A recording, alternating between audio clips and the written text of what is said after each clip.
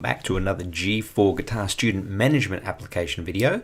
In this video I'm going to talk about the contacts section. So here we are on the dashboard. At the top here you can see the second green icon there. It is going to take us to the contacts window, and what we have here is a form layout of a contact. So at the very top here you can search for anyone you like. So you can put in here the name of a person and you'll find their card. And what you're going to see here is it's going to populate that with their details, everything about them that you really need to know at this point. So let's just start here. Now, if there was more than one contact, so let's just go, say I've got more than one Jim in here. So you can see it brings up Jimmy Page, and with the arrow here I can click and see if there are any others. And there's only two Jims in there, so that's why when I go back and forth, that's what I see. Now, if I'm going to say this Jim Francis, if I click on this little icon down the bottom right here, it'll actually go into their edit window. So if I need to change any details, then I'll be able to do that. But let me go right through this just so it all makes sense and we don't miss anything out.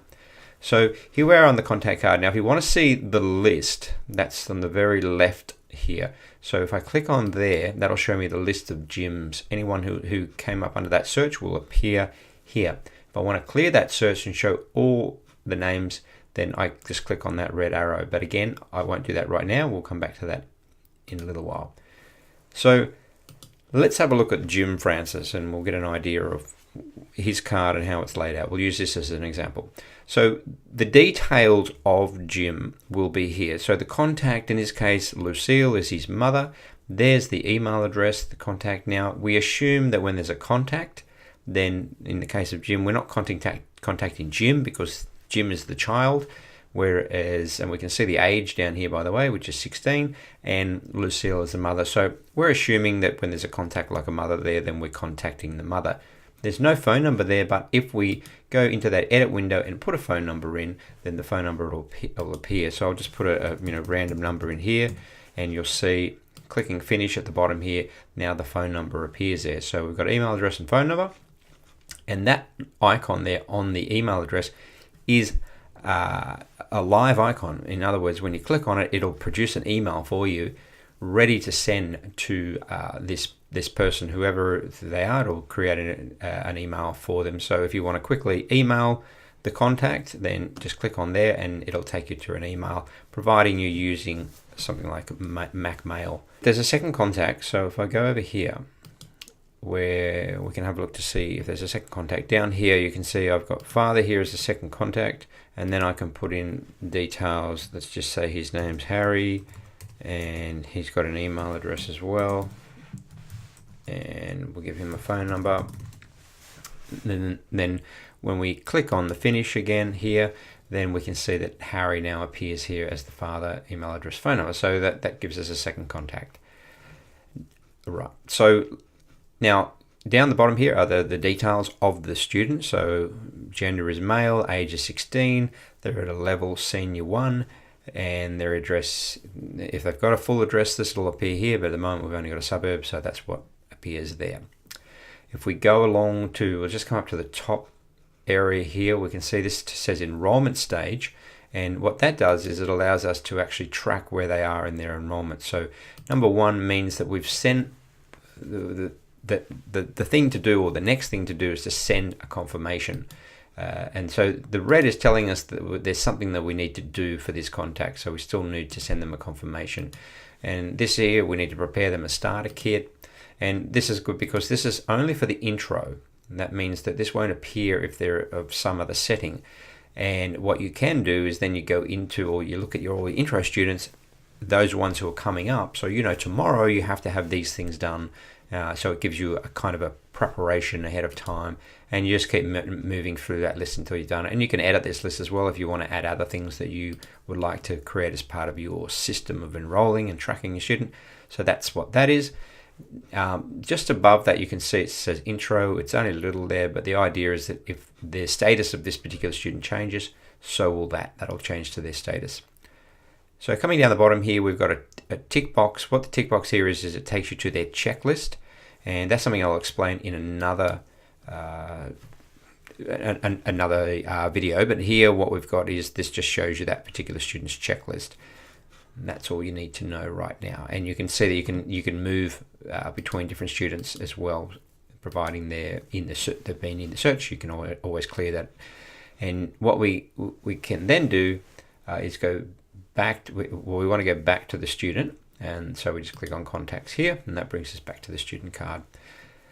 Now the next one here that stands for print shop, and that's if you want to print something like a certificate, an award, an email, whatever. All that can be done from printing there. But you've also got these icons here, which they go straight to an award, and they go straight to a gift certificate for that particular student.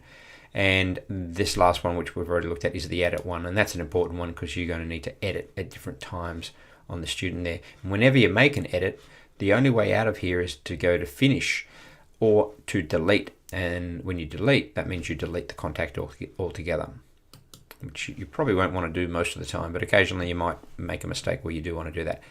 So coming over to the right hand side here, this is the student booking. So whenever you book a student in, we can see here that we've got TT stands for timetable, and that's really where they are on the timetable. When you click that, that'll take you to the timetable. So we can do that. We'll just go there, and what it does is it takes you to the timetable in its present state, but it highlights that particular student. And you can see Jim Francis is here, and if I click on the silhouette here, it takes me back to his contact card right there. So we know he's a senior level 1. We know he's due on the 26th of the 2nd. That means either he's starting his next lesson then, or that's when his intro ends, one or the other, depending on the status. Then the time and the teacher, the room, and this is a tag, which at the moment stands for intro. So that's what that will do. The general comments is for putting anything. You might put here, Jim plays banjo.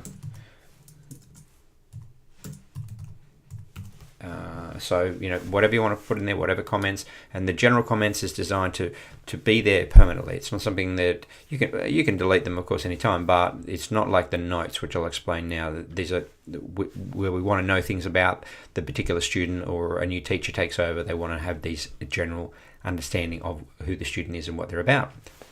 Now, in the notes are really a to-do list. This is where something needs to be done. So let's just say, for instance, that I'm Alex, and I click there, and it's to say that I'm putting this in. And then what I do is that I want there's a payment issue, and it needs to be sorted by the end of the week, and it's a priority. So what I do is I go to the note here and say, students credit card not working. Give them a call. So that's that, and what that does is that adds it to the student note list. So when I go into the notes, so if I click on here, that'll take me into all the notes, and so I can see, and that particular one will just come up here with Jim Francis here, student's credit card not working, and the red means they're overdue. And by clicking on the due date, you can see that it puts the most overdue ones at the top and the least at the bottom. So this creates a student to-do list for you, which is very handy, and it's something you can even delegate to your staff, to your admin person, to go through all those comments and get them sorted. And that way, you're really attending to the student's needs, whether it be to do with your fees, to do with their progress, whatever it is. You're getting these notes down and you're taking action. But remember, these are actionable notes. The idea is to put them in there and get things done. General comments here, and actionable notes go here. Now on the right here, you've got some space for a photo, so you can drag a picture of the student in there, and that's handy too as you grow and you have an admin and people want to know who the student is and get to recognize faces. It's very nice to have that. The ultimate song list here, this is where you're going to add a song. So let's say I'll go to level 1 here, and then whatever the song is,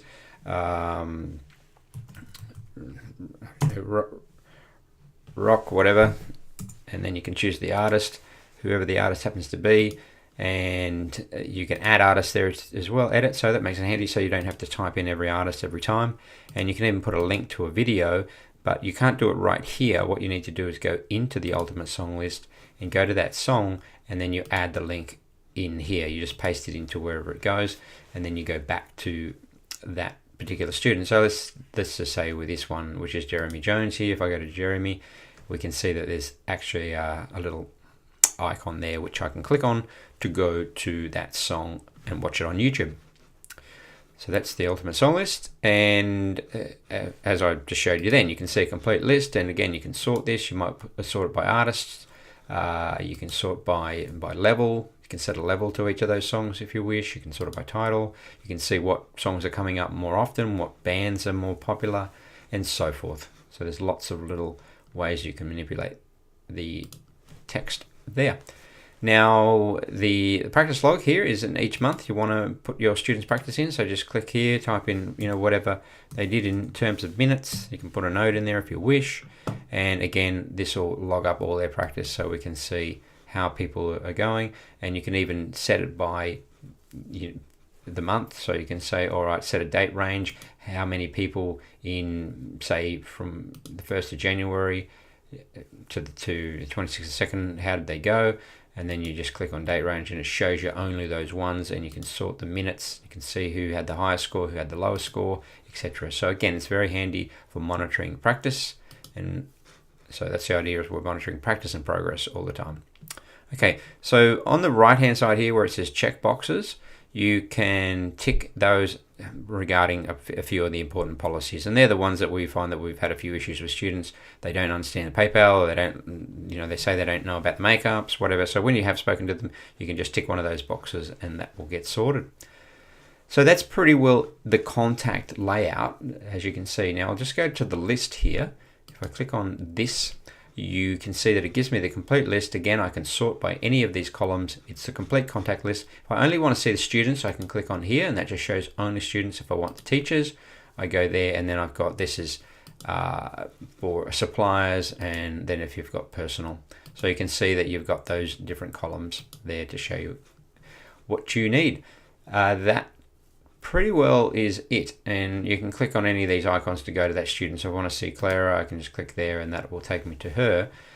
The other thing that I'll probably show you here before I end this video is to go into the student here, and you can book their lesson from here, and this is the way you should book. So I'll just do that once again. So going down into the little edit icon here, go into their edit window and then book a lesson, because you can't book a lesson if they're an inquiry. You can see it all disappears, and that's because we don't want them appearing on the timetable if they're only an inquiry. They have to be either booked, intro, or current in order to get on to the timetable.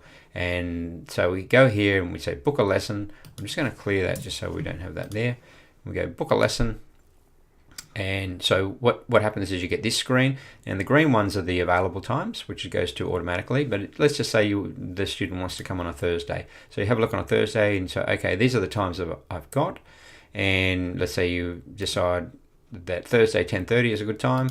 Then you can select, go to intro, and then it puts in the student there. And I'm not going to go into any more detail on this now, because I don't want these videos to go too long. I'll do another video which will show you how to book in a student from start to finish and get them onto the timetable.